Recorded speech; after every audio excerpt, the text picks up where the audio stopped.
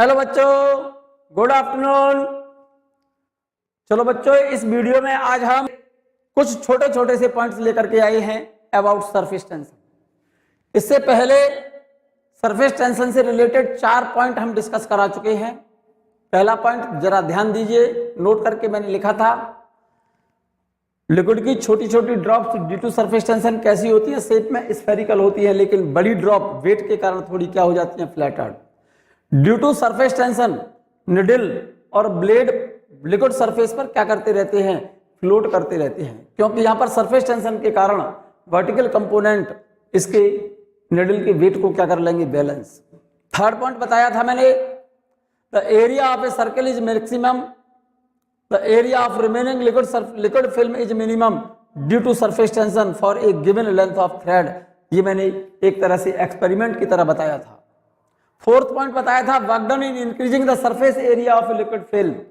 ये हम डिस्कस करा चुके हैं आपको, और इसके लिए रिलेशन बताया था मेरे बच्चे, किसी लिक्विड फिल्म को स्ट्रेच करने में वर्क डन के लिए रिलेशन बताया था W equal to T delta A। अब नेक्स्ट पॉइंट देखिएगा, बहुत इंपॉर्टेंट, सरफेस टेंशन से रिलेटेड। फिफ्थ पॉइंट देखिएगा, इसको नोट करें मेरे साथ साथ बच्चों, इंपॉर्टेंट पॉइंट है, सिंपल है और इंपॉर्टेंट है। Fifth point, the work done to form a soap bubble of radius small r। कोई r रेडियस का कोई सोप बबल बनाना है। जैसे पहले इनिशियली ये सोप सॉल्यूशन है, इस सोप सॉल्यूशन से इनिशियली तो बबल है नहीं, तो initial area of soap bubble, क्या बेटा, इनिशियली सोप बबल नहीं है, तो इनिशियल एरिया कितना हुआ, initial area of soap bubble, soap bubble, क्योंकि पहले बबल सोप बबल है नहीं, इनिशियल एरिया सोप बबल का क्या है, 0 है। और इस सोप सॉल्यूशन से मान लो हमने r रेडियस का सोप बबल बना दिया। इस सोप बबल की रेडियस कितनी है, स्मॉल r। इस सोप बबल के बाहर इधर क्या है, एयर, और इस सोप बबल के अंदर भी क्या है मेरे बच्चे, एयर। तो यहां पर सोप बबल के बाहर भी एयर है और अंदर भी एयर है, इसका मतलब यहां पर सरफेस 2 फ्री हैं, तो फाइनल एरिया कितना होगा मेरे बच्चे, final area, final area of soap bubble, soap bubble, final area soap bubble का क्या होगा मेरे बच्चे, A2 बराबर 4 पाई r स्क्वायर। भाई सोप बबल स्फेरिकल है, स्फीयर का एरिया 4 पाई r स्क्वायर होता है। अब क्योंकि यहां पर 2 सरफेस फ्री हैं, बाहर एयर अंदर भी एयर, जिस साइड पर एयर हो वो सरफेस फ्री मानी जाती है। तो बबल के अंदर तो मेरे बच्चे बाहर भी एयर होगी और अंदर भी एयर होगी, तो सोप बबल के अंदर 2 सरफेस फ्री होंगी मेरे बच्चे। कितनी सरफेस फ्री होंगी, 2 सरफेस फ्री होंगी मेरे, किसमें, सोप बबल में। इसलिए r रेडियस का सोप बबल बनाने में किया गया वर्क क्या होगा, W equal to T into 2 delta A। यहां पर 2 का मल्टीप्लाई किया है, उसका कारण मैंने लिखा है नीचे, because it has 2 free surface, क्योंकि इसमें 2 सरफेस फ्री हैं, इसलिए 2 सरफेस जब फ्री होती हैं तो सरफेस एरिया को हम क्या करते हैं, डबल, 2 का मल्टीप्लाई कर दिया मैंने, into change in area T delta A। अगर एक सरफेस फ्री है तो वर्क के लिए रिलेशन है T डेल्टा A, और 2 सरफेस जब फ्री है तो वर्क के लिए रिलेशन होता है W equal to T delta A में 2 का मल्टीप्लाई कर देना जब 2 सरफेस फ्री है मेरे बच्चे। क्या सरफेस फ्री है, 2 सरफेस फ्री है, तो वर्क में 2 का मल्टीप्लाई कर देना। क्लियर है, T इंटू 2 सरफेस फ्री है तो 2 का मल्टीप्लाई कर दिया, डेल्टा A को लिख रहा हूं मैं A2 minus A1, W equal to T, 2 surface free है तो 2 का मल्टीप्लाई किया है। फाइनल एरिया कितना है सोप बबल का, 4 पाई r स्क्वायर, क्योंकि पहले सोप बबल नहीं है, पहले सोप सॉल्यूशन है, तो A1 की वैल्यू तो हो गई 0, तो इस A1 की जगह पर तो लिख दिया 0, और r रेडियस का सोप बबल बना दिया, तो फाइनल एरिया कितना हो गया, 4 पाई r स्क्वायर। तो A2 तो हो गया 4 पाई r स्क्वायर, A1 कितना है 0, जरा मल्टीप्लाई करो, T ये रहा, 2 का मल्टीप्लाई अंदर करोगे तो कितना हो जाएगा, 8 pi r square, 8 pi r square into T. तो आर रेडियस का सोप बबल ब्लो करने में, बनाने में वर्क कितना होगा मेरे बच्चे? W equal to 8 pi r square T. Note कर लिया? कारण यहां पर 2 का मल्टीप्लाई मैंने क्यों किया है? क्योंकि यहां पर सोप बबल में 2 सरफेस फ्री होती है। सोप बबल के बाहर भी एयर है और सोप बबल के अंदर भी एयर है, इसीलिए यहां पर 2 सरफेस फ्री है। और 2 सरफेस जब बच्चे फ्री होंगी तो यहां पर सरफेस एरिया को, चेंज इन सरफेस एरिया जो लेंगे वो डबल लेंगे, 2 का मल्टीप्लाई कर देंगे। ध्यान रखना इस बात का। नेक्स्ट पॉइंट देखिएगा, when two soap bubble of radii r1 and r2 collects to form a bubble of radius r isothermally।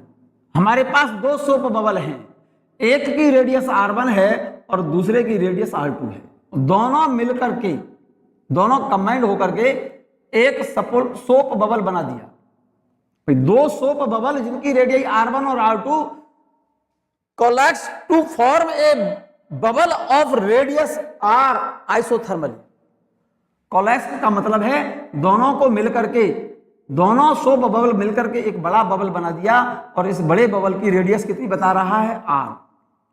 Isothermally ये शब्द लिख देना ध्यान से, ठीक है ना? तो इस बड़े बबल की रेडियस पूछी है उसने क्वेश्चन में R1 और R2 के टर्म में। तो जरा गौर से देखो, इस सोप बबल जिसकी रेडियस R1 है इसको बनाने में वर्क W1 और इस सोप बबल को बनाने में वर्क W2, दोनों मिलकर के बड़ा बबल बना दिया। तो इस बबल को बनाने में वर्क क्या होगा? आइसोथर्मली लिखा है, तो पहले initial work is equal to final work. तो इन दोनों सोप बबल को बनाने में जो वर्क है उन दोनों को ऐड कर दो तो इस एक बबल को बनाने में वर्क के बराबर होगा। क्लियर? और एक सोप बबल को R1 रेडियस का सोप बबल बनाने में वर्क कितना होगा? ये फॉर्मूला लगा रहा हूं, ये वाला T into 2 4 pi r square, 8 pi r square T लिखूंगा तो W1 की जगह पर क्या लिखूंगा? T, ये वाला।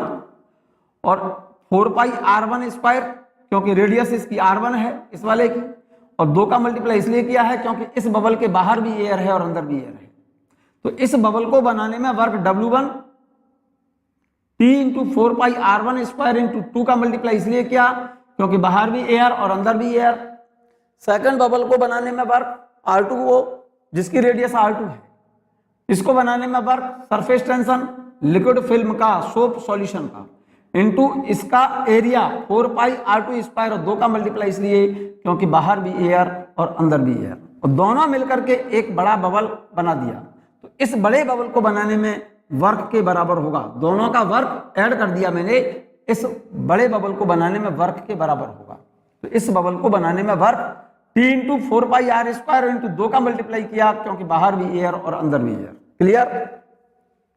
जरा गौर से देखिएगा, 4 पाई T और इंटू 2, 4 पाई T इंटू 2, 4 पाई T इंटू 2, ये कैंसिल हो गया।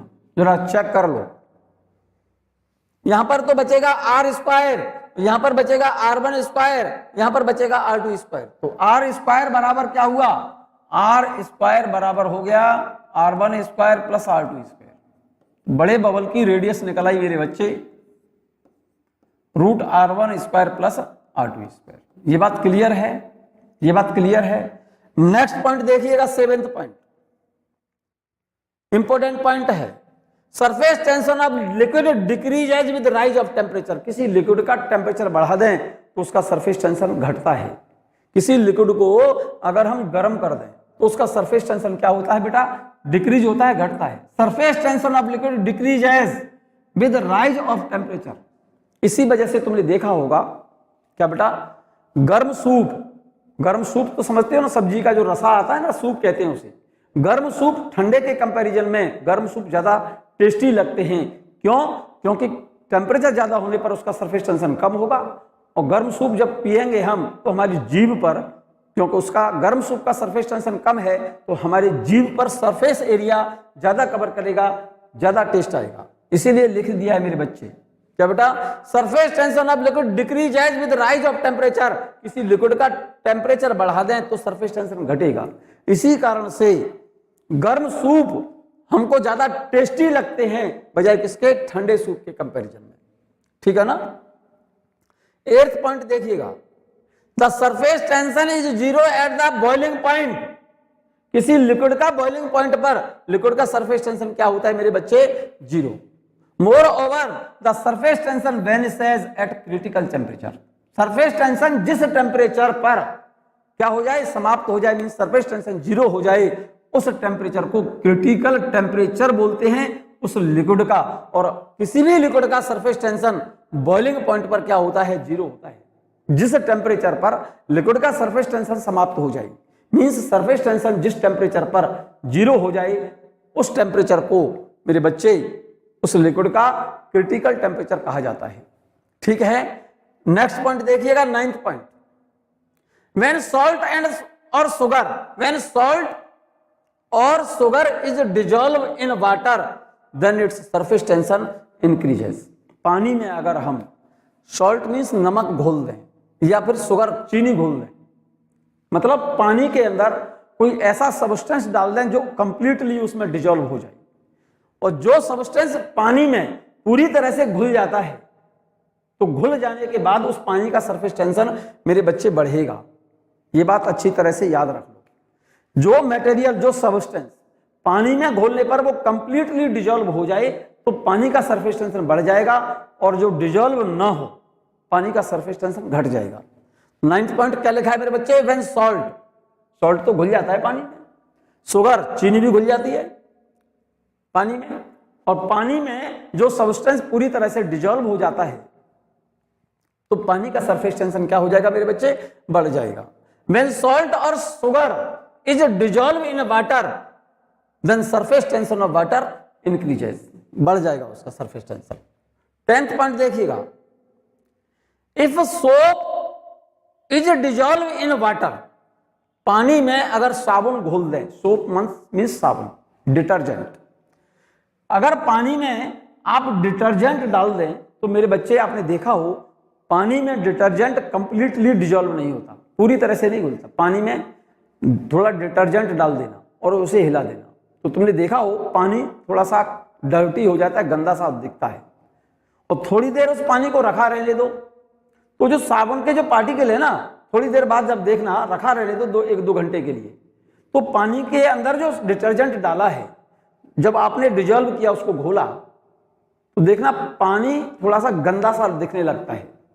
थोड़ी देर के लिए उसको रख दो तो जो डिटर्जेंट के जो पार्टिकल हैं वो पानी के नीचे बॉटम पर, बर्तन में नीचे बॉटम पर बैठ जाते हैं, साफ पानी ऊपर आ जाता है। इसका मतलब डिटर्जेंट, ठीक है ना, पानी में पूरी तरह से डिजॉल्व नहीं होता। और जो सब्सटेंस पानी में पूरी तरह से डिजॉल्व नहीं होते उनको डाल देने पर पानी का सरफेस टेंशन घटता है।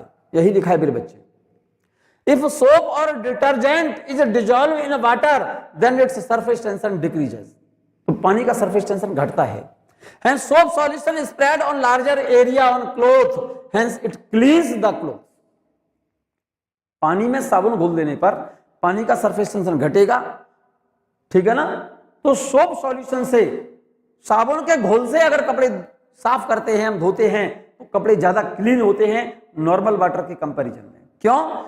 क्योंकि सोप सॉल्यूशन का सरफेस टेंशन प्योर वाटर से, नॉर्मल वाटर से, सोप सॉल्यूशन पानी में साबुन घोल देने पर पानी का सरफेस टेंशन घट जाएगा।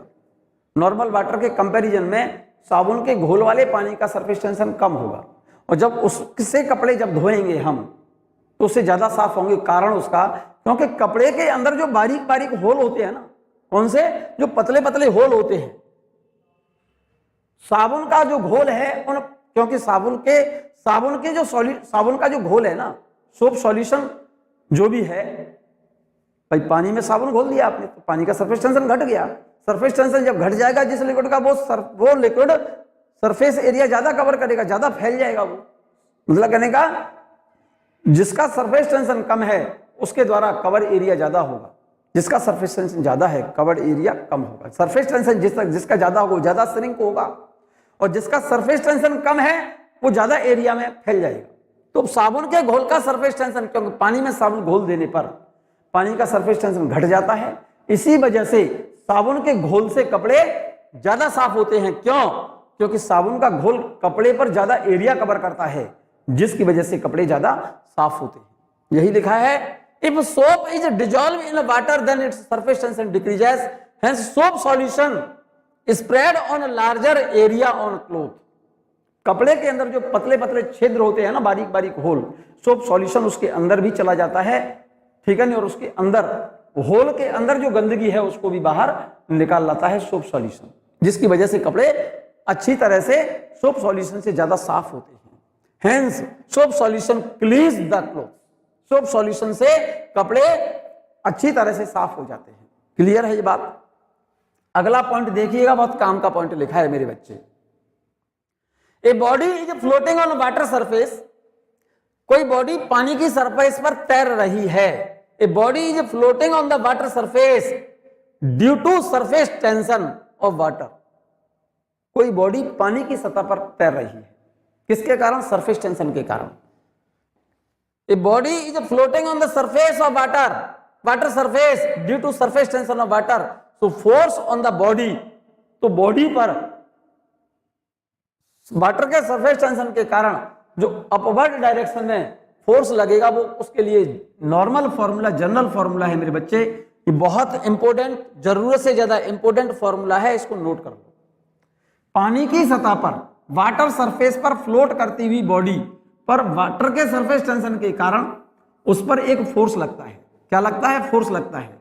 तो उस फोर्स के लिए फॉर्मूला है surface tension of liquid into perimeter of body which is in contact with liquid. पानी की सतह पर तैरती हुई किसी बॉडी पर पानी के सरफेस टेंशन के कारण लगने वाले फोर्स के लिए फॉर्मूला होता है उस लिक्विड का सरफेस टेंशन इनटू उस बॉडी की पेरीमीटर जो लिक्विड के कांटेक्ट में है। फॉर्मूले को नोट कर लो, फिर से मैं बोल रहा हूं बार बार। लिक्विड सरफेस पर तैरती हुई वस्तु पर लिक्विड के सरफेस टेंशन के कारण उस बॉडी पर लगने वाले फोर्स के लिए फॉर्मूला है ये, force on the floating body due to surface tension is equal to surface tension of liquid into perimeter of body which is in contact with liquid. Liquid का सरफेस टेंशन इनटू बॉडी की वो perimeter लेंगे जो liquid के contact में है। तो इसका नॉर्मल फॉर्मूला, जनरल फॉर्मूला हो गया, force on the body, floating body on the liquid surface is equal to उस लिक्विड का सरफेस टेंशन इनटू उस बॉडी की वो वाली पेरीमीटर लेंगे जो लिक्विड के कांटेक्ट में है। ठीक है ना? P मींस पेरीमीटर है बॉडी की जो लिक्विड के कांटेक्ट में है। फॉर एग्जाम्पल, जैसे कोई थिन वायर लिक्विड सरफेस पर फ्लोट कर रहा है। किस पर? कोई पतला वायर है, थिन वायर। थिन वायर का मतलब उसकी रेडियस उसकी लेंथ के कंपैरिजन में कम है।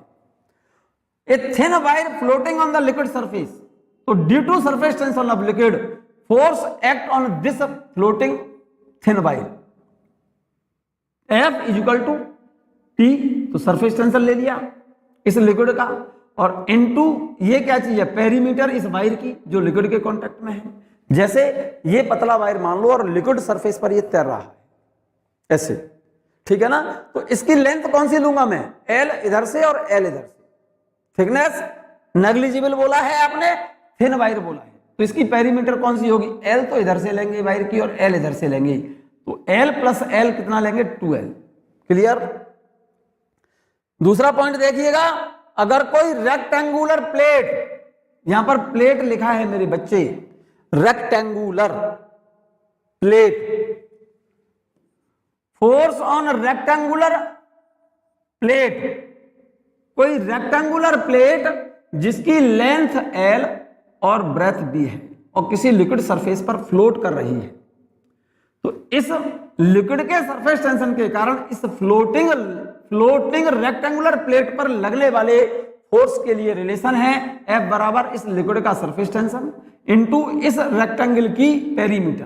पेरीमीटर किधर होगी? एक तो L जो लिक्विड के कांटेक्ट में है, ये B, ये L, ये B। पेरीमीटर ऐड कर लो, L plus B plus L plus B, तो L तो ये और L ये, तो 2L, और ये B और ये B तो 2B, तो T into 2L plus 2B force इतने न्यूटन। क्लियर है? Float force on the floating disc, अगर कोई डिस्क होती और किसी लिक्विड सरफेस पर तैर रही है, डिस्क समझते होंगे आप, surface tension of liquid into इस डिस्क की पेरीमीटर 2 पाई आर, इतने न्यूटन। ठीक है ना? आर डिस्क की रेडियस है। अगर कोई थिन रिंग है मेरे बच्चे, थिन रिंग का मतलब समझते हो ना, थिन रिंग, थिन का मतलब पतली, रिंग का मतलब है इनर रेडियस आर और आउटर रेडियस भी आर।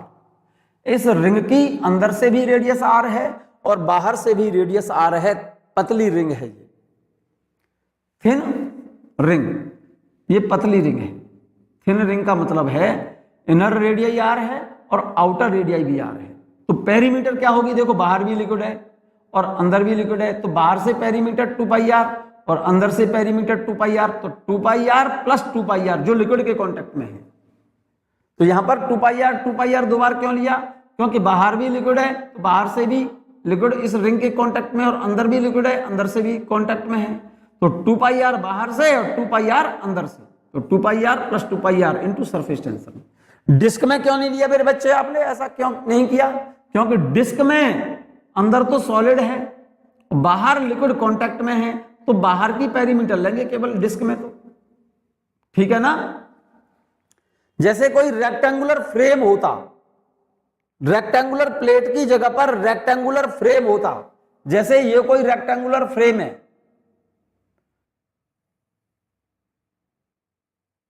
प्लेट नहीं है, ये रेक्टेंगुलर फ्रेम है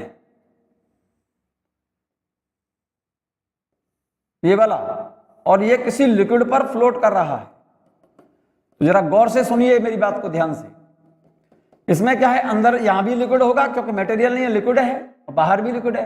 इसकी लेंथ एल और ब्रेथ बी। तो जरा पेरीमीटर देखो, इधर से एल और इधर से एल, 2L, ये भी एल और ये भी एल, तो कितना कितना हो गया? 4L प्लस 4B, इधर से B और इधर से B। ऐसे ही इस वाली साइड के लिए इधर से भी B लेंगे और इधर से भी B लेंगे, तो इस पर लगने वाले फोर्स के लिए फॉर्मूला हो गया T into L plus L, L plus L, इधर से भी L, इधर से भी L, इधर से भी L और इधर से भी L, तो 4L प्लस इधर B और इधर भी B, इधर भी B है और इधर भी B है, B plus B plus B plus B, 4B। अगर रेक्टेंगुलर फ्रेम है तब, और रेक्टेंगुलर प्लेट होती तब। रेक्टेंगुलर प्लेट में क्या था मेरे बच्चे? केवल बाहर लिक्विड है, अंदर इस प्लेट का मटेरियल है, तो इसकी पेरीमीटर लेंगे L plus B plus L plus B, तो 2L प्लस 2B। क्लियर हो गई होगी मेरी बात? चले मेरे बच्चे, बहुत बेहतरीन, बहुत इंपॉर्टेंट क्वेश्चन जो एग्जाम में कई बार आ चुका है, नोट कर लीजिए आप इसको। बहुत अच्छा सा क्वेश्चन है बच्चों। T is the surface tension of soap solution. What is the work done in doubling radius of a soap bubble of radius r? कोई सोप बबल है जिसकी रेडियस r है, तो इस r रेडियस के सोप बबल का पहले area कितना होगा? अंदर का एरिया 4 पाई आर स्क्वायर और बाहर का एरिया 4 पाई आर स्क्वायर, तो इनिशियल एरिया कितना हो गया? 2 into 4 pi r square, mean पहले का एरिया ये रहा। इस सोप बबल की रेडियस को क्या करना है? डबलिंग, मींस इसकी रेडियस को डबल करने के लिए वर्क पूछा है। तो पहले रेडियस आर है, तो इनिशियल एरिया तो ये हो गया 4 पाई आर स्क्वायर, इसकी रेडियस को 2r कर दिया, तो फाइनल एरिया कितना हुआ? A2 बराबर 2 का मल्टीप्लाई इसलिए किया है क्योंकि बाहर भी एयर अंदर भी एयर, जैसे यहां किया था ऐसे यहां किया है। इसका एरिया कितना होगा सोप बबल का? 4 पाई, आर की जगह पर यहां तो रेडियस आर थी, यहां पर रेडियस क्या किया? डबल किया, तो 2r लिखेंगे, 2r का स्क्वायर, 2r का स्क्वायर। तो कितना आ गया? ये 2 का स्क्वायर 4 हो गया, 4 into 2 32 pi r square. Final area ये फाइनल एरिया है, ये इनिशियल एरिया है। तो चेंज इन एरिया कितना हो गया मेरे बच्चे? Final area minus initial area. Final कितना है? 32 पाई आर स्क्वायर, इनिशियल कितना है? 8 pi r square. Final area में से इनिशियल एरिया को सबट्रैक्ट कर दिया, तो चेंज इन एरिया ये आ गया। वर्क डन कितना हुआ रेडियस को डबल करने में? चेंज इन एरिया ये रहा, और इस सोप सॉल्यूशन का सरफेस टेंशन T है। वर्क के लिए relation T into delta A, T into delta A कितना है? 24 pi r square. This is the required result. Clear है?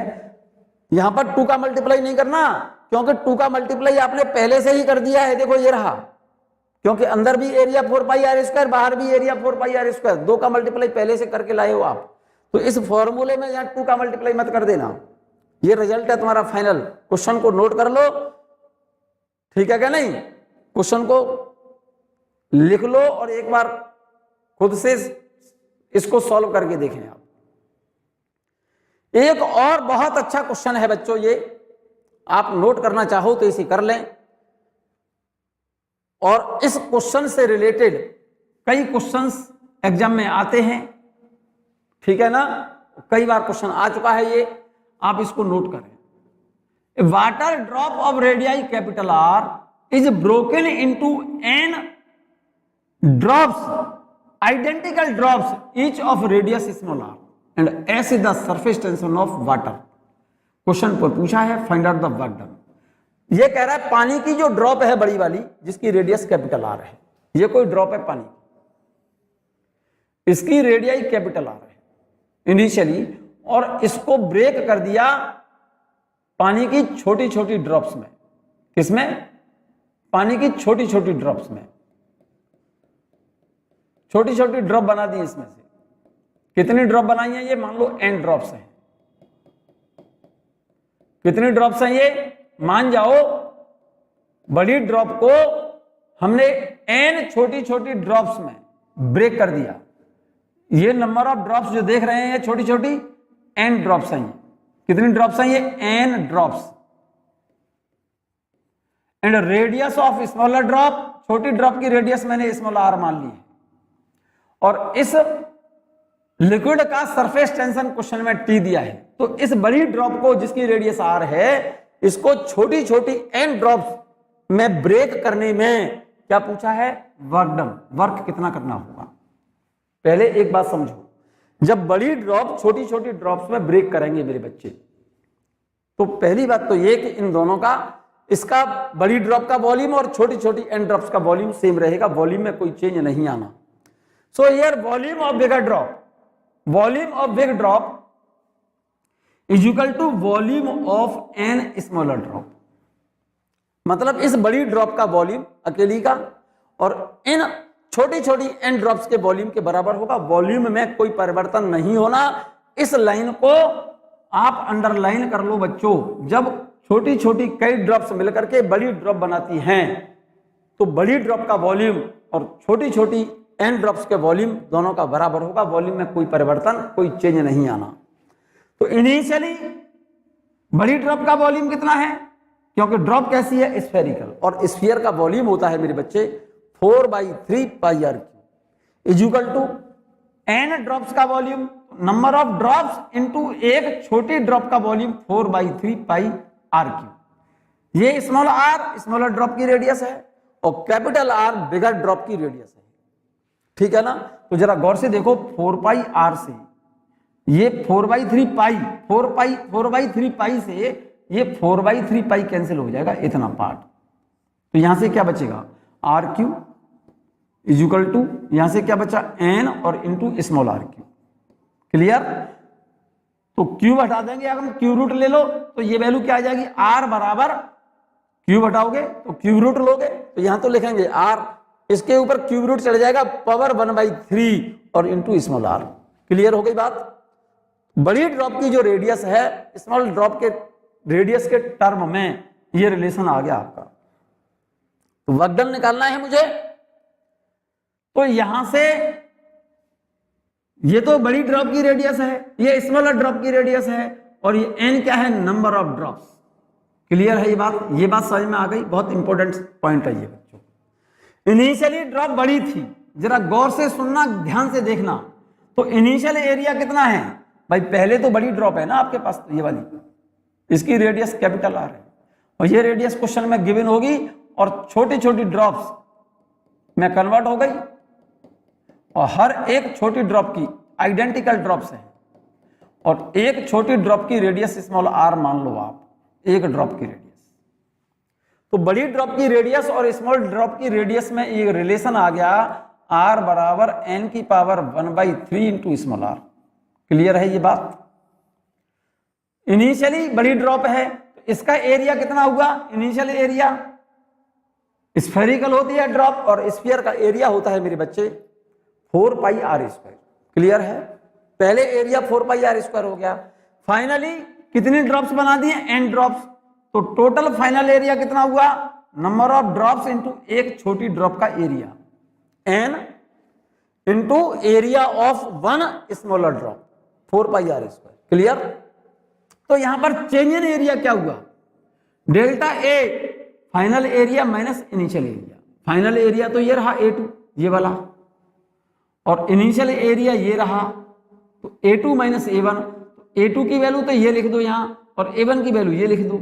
वर्क निकालना है, then work done W equal to T delta A।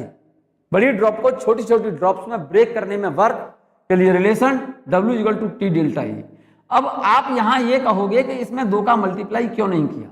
क्योंकि जो ड्रॉप है ना, ड्रॉप के अंदर तो लिक्विड होगा ना, तो यहां पर तो एयर केवल बाहर होगी, इसके अंदर तो एयर है नहीं, तो यहां पर एक सरफेस फ्री है, 2 सरफेस फ्री नहीं है। लेकिन सोप बबल के अंदर क्या होता है? सोप बबल में तो बाहर भी एयर होती है और अंदर भी एयर होती है, इसलिए सोप बबल का एरिया हम डबल करते हैं, लेकिन लिक्विड ड्रॉप का एरिया डबल हम नहीं करेंगे, क्योंकि उसकी केवल एक सरफेस फ्री होती है। इसलिए बड़ी ड्रॉप को छोटी छोटी ड्रॉप्स में ब्रेक करने में work W equal to T delta A। T delta A की जगह पर क्या लिखूंगा मैं? A2 माइनस A1, और A2 कितना है?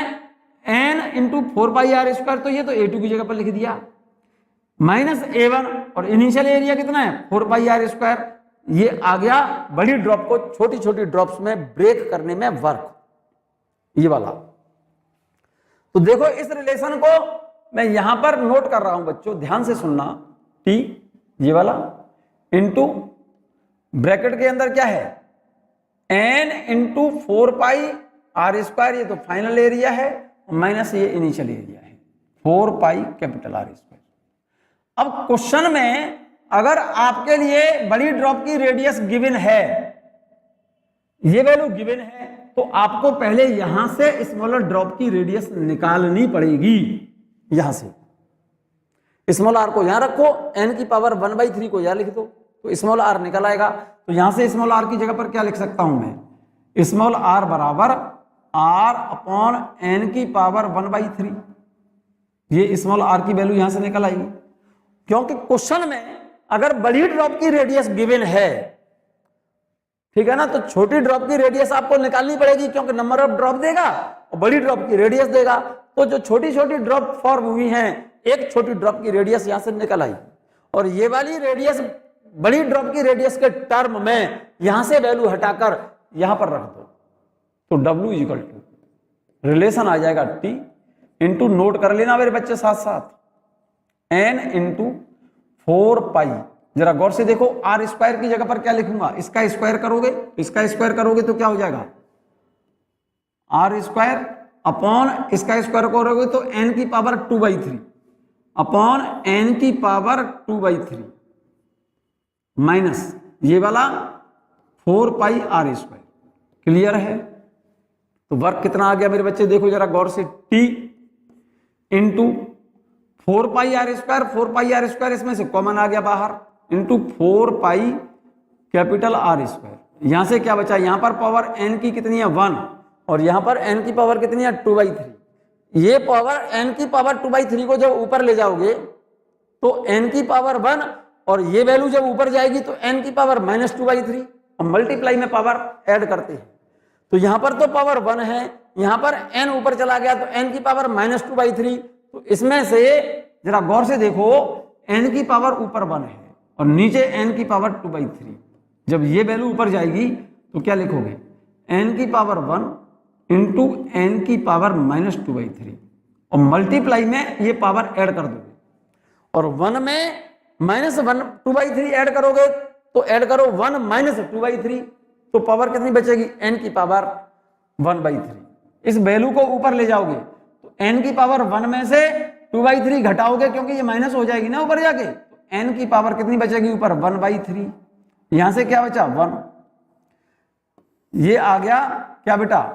जब बड़ी ड्रॉप को छोटी छोटी ड्रॉप्स में ब्रेक करते हैं तो ब्रेक करने में work W equal to T 4 pi r square n की पावर 1/3 - 1। ठीक है ना। इस बेस पर एक छोटा सा एग्जाम्पल लिखा हुआ है, देखो ये रहा, इसी बेस पर लिखा हुआ है, ये क्वेश्चन है, जरा ध्यान से देख लें आप।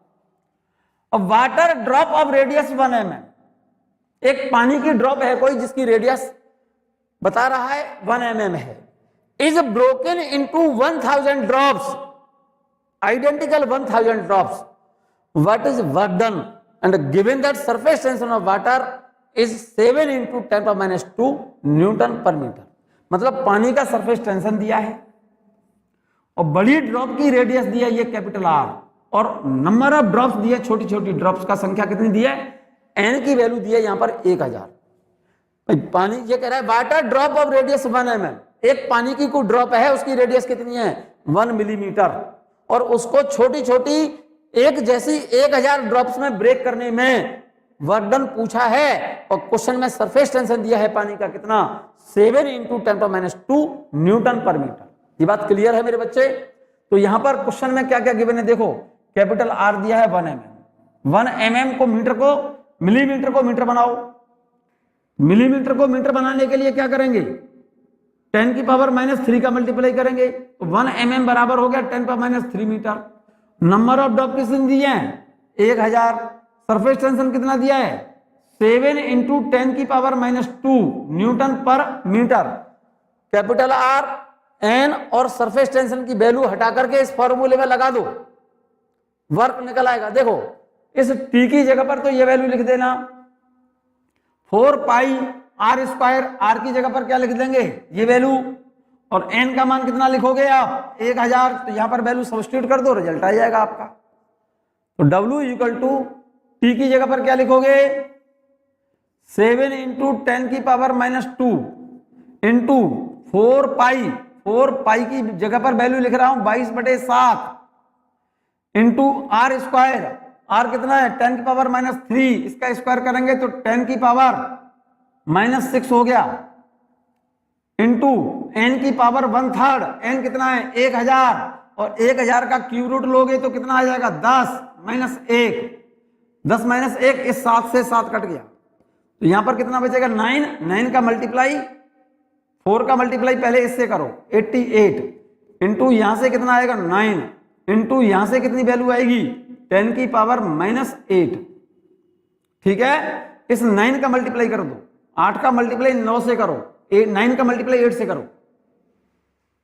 ठीक है नहीं, 9 8 72, 2 7 बचा, 9 8 72, 72 + 7 79 इंटू 10 की पावर -8 जूल, तो रिजल्ट आ गया 7.92 इंटू 10 की पावर -6 जूल। ये रिजल्ट है आपका, ये रिजल्ट आएगा इस क्वेश्चन का, इस क्वेश्चन का रिजल्ट ये आएगा। और यहां पर हमने लिख दिया है डू सेल्फ। आप इस क्वेश्चन को नोट कर लो, गिवन डाटा ये रहे और फॉर्मूला ये रहा। मैंने पेपर पर जो फॉर्मूला ये लिखा हुआ है केवल ये वाला, इस फॉर्मूले में मैंने क्या किया है स्मॉल आर की वैल्यू कैपिटल आर के टर्म में, स्मॉल आर की वैल्यू कैपिटल आर के टर्म में डाल करके मैंने रिलेशन ये निकाल दिया है, ये वाला रिलेशन कैपिटल आर के टर्म, ठीक है ना। और इस पर बेस्ड ये क्वेश्चन है और इस क्वेश्चन का रिजल्ट ये रहा। नोट कर लो बच्चे से, नोट कर लो, फिर से बोल रहा हूं मैं आपसे। और इस टॉपिक से रिलेटेड क्वेश्चन एग्जाम में आता है, फिर से मैं बोल रहा हूं, आप इसे नोट कर लीजिए सब लोग, फटाफट नोट कर लो जल्दी से, ये क्वेश्चन नोट करो मेरे बच्चे, कर लेंगे ना।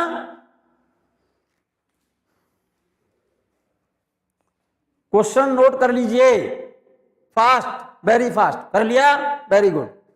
नेक्स्ट क्वेश्चन देखिएगा, इन द एबव क्वेश्चन, इस वाले क्वेश्चन की बात कर रहा है। In the above question what is the ratio of the final surface energy and initial surface energy. Final surface energy और इनिशियल सरफेस एनर्जी का रेशियो पूछा है मेरे बच्चे उसने।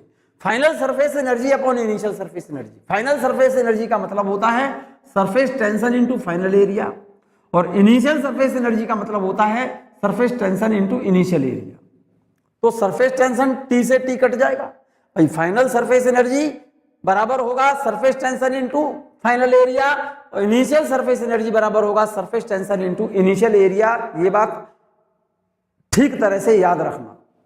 फाइनल सरफेस एनर्जी और इनिशियल सरफेस एनर्जी का रेशियो पूछा है क्वेश्चन में, इस क्वेश्चन में चेक कर लो। इन द एबव क्वेश्चन कौन सा, इसकी बात कर रहा है। What is the ratio of final surface energy and the initial surface energy. Final surface energy का मतलब होता है सरफेस टेंशन इनटू एरिया। अब फाइनल सरफेस एनर्जी की बात कर रहा है तो surface tension into final area, और इनिशियल सरफेस एनर्जी की बात कर रहा है तो surface tension into initial area. Surface tension T से T कैंसिल हो गया, तो यहां पर total final area upon total initial area. Total final area कितना होगा बेटा, A2 अपॉन A1। अब A2 की वैल्यू कितनी आई है ये मैं लिख रहा हूं यहां पर। इनिशियल एरिया कितना था 4 पाई R स्क्वायर, क्लियर है। और फाइनल सरफेस एरिया कितना है, final surface area A2 equal to N into 4 pi small r square.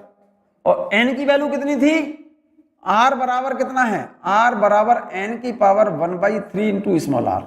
ठीक है, ये बात क्लियर है। तो यहां पर N की वैल्यू कितनी है, उस क्वेश्चन में N की वैल्यू कितनी थी 1000। तो यहां पर 1000 लिखोगे, 1000 का क्यूब रूट लोगे तो कैपिटल R की वैल्यू यहां से कितनी आ जाएगी, देखो यहां से कैपिटल R की वैल्यू निकालो। यहां से कैपिटल R बराबर 1000 का क्यूब रूट लोगे तो कितना आएगा 10 इंटू स्मॉल r। क्लियर है ये बात, ठीक है। तो स्मॉल r की वैल्यू कितनी आ गई, स्मॉल r की वैल्यू आ गई R/10। तो A2 बराबर आ गया N तो हो गया 1000 और इंटू 4 पाई, इस R स्क्वायर को निकालेंगे यहां से, स्मॉल r को लिखेंगे यहां पर, तो कैपिटल R अपॉन 10 का स्क्वायर लिखेंगे यहां। तो यहां पर कितनी वैल्यू आ गई 1000 इंटू 4 पाई R स्क्वायर अपॉन 100, 10 का स्क्वायर 100 से 2 जीरो यहां से कैंसिल हो जाएंगे, तो फाइनल एरिया कितना हो गया 10 इंटू 4 पाई R स्क्वायर। क्लियर है। तो इसका मतलब फाइनल एरिया जो है इनिशियल एरिया से 10 गुना है। फाइनल एरिया 10 टाइम्स है इनिशियल एरिया से। तो यहां पर A2 कितना है final area 10 times of initial area, 10 times of initial area upon initial area कितना है 4 पाई R स्क्वायर, ये रहा। क्लियर हो गई बात। 4 पाई R स्क्वायर से 4 पाई R स्क्वायर कैंसिल हो गया, तो रेशियो आ गया 10:1। This is the required result. Note कर लो आप, इसको कर लिया मेरे बच्चे, नोट कर लो आप इस बात को, इस पॉइंट को नोट कर लो मेरे बच्चे। नोट कर लिया सबने, बहुत अच्छा। एक छोटा सा क्वेश्चन और मेरे बच्चे, soap film of size 3 centimetre into 4 centimetre is stretched to size 4 centimetre into 5 centimetre. What is the work done, surface tension of soap solution is 4 into 10 की power -2 newton per metre. Soap film की बात कर रहा है। Soap film के अंदर 2 surface free होते हैं मेरे बच्चे। सोप फिल्म के अंदर 2 सरफेस फ्री होते हैं मेरे बच्चे। सुन रहे हो ना बच्चों, ठीक से ध्यान से सुने और इसको नोट कर ले। नोट कर लिया, यस। सोप फिल्म का पहले का साइज दिया है 3 सेंटीमीटर इंटू 4 सेंटीमीटर, बाद का साइज दिया है उसने स्ट्रेच करने के बाद 4 इंटू 5 सेंटीमीटर। तो what is the work done, surface tension दिया सोप सॉल्यूशन का 4 इंटू 10⁻²न्यूटन पर मीटर। सोप बबल और soap film has 2 free surface. Total initial area कितना है 3 इंटू 4 सेंटीमीटर इंटू सेंटीमीटर, तो 10⁻² ये और 10⁻² ये, तो 3 इंटू 4 इंटू 10⁻4 मीटर स्क्वायर।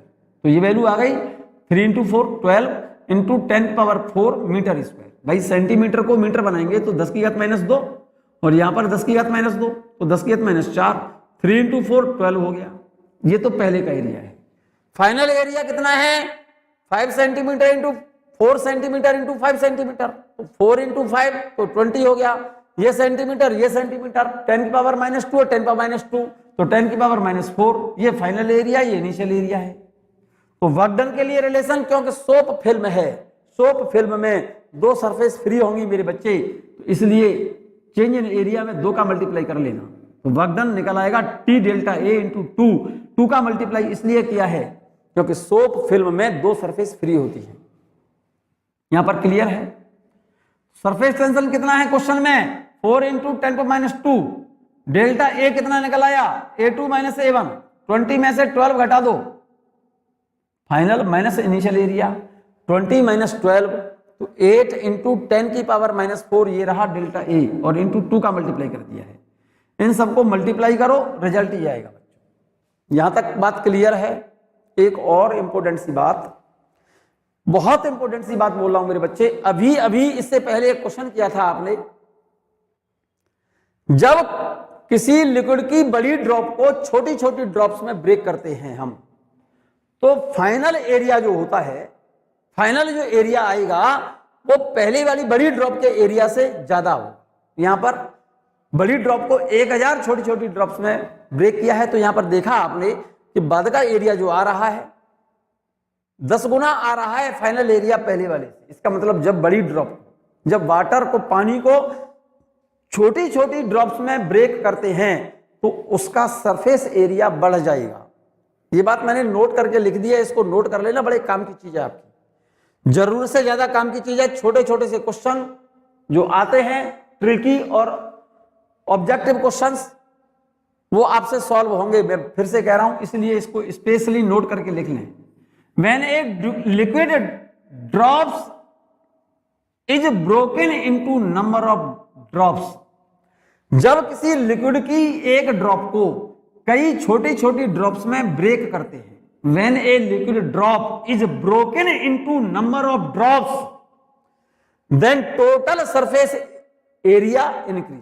तो बाद में जब छोटी छोटी ड्रॉप ब्रेक करेंगे, बड़ी ड्रॉप को जब छोटी छोटी ड्रॉप्स में ब्रेक करते हैं मेरे बच्चे, तो सरफेस एरिया छोटी ड्रॉप्स का बड़ी वाली ड्रॉप से बढ़ जाएगा, तो टोटल सरफेस एरिया इंक्रीज होगा, टोटल सरफेस एनर्जी बढ़ेगी, इंक्रीज होगी, और सरफेस की एनर्जी इंक्रीज होगी तो इंटरनल डिक्रीज होगी, then internal energy of liquid decrease. इस पॉइंट, दोनों पॉइंटों को नोट किया जाए भाई। जब बड़ी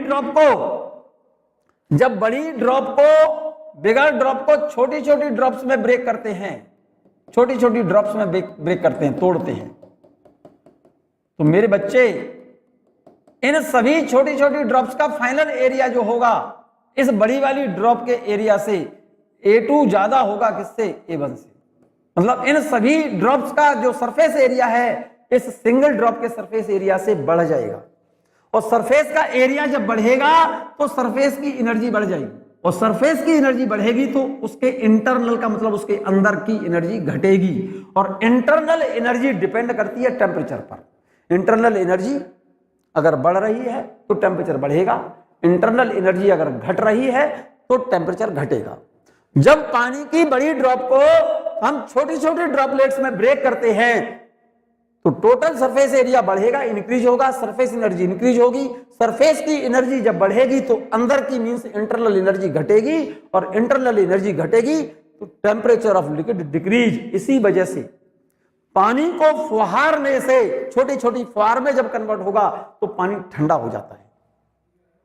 पानी की जब फुहार गिरती है तुमने देखा होगा, जैसे नल में से पानी आ रहा है, वाटर टेप से पानी आ रहा है एक स्टीम बन के, और उसी टैंक से जो पानी वाटर टेप से आ रहा है स्टीम के फॉर्म में, उस पानी के अंदर नहा के, उस पानी के नीचे बैठ के नहा के देखना, और वही पानी उसी टैंक से आ रहा है लेकिन शावर से आ रहा है फुहार बन करके।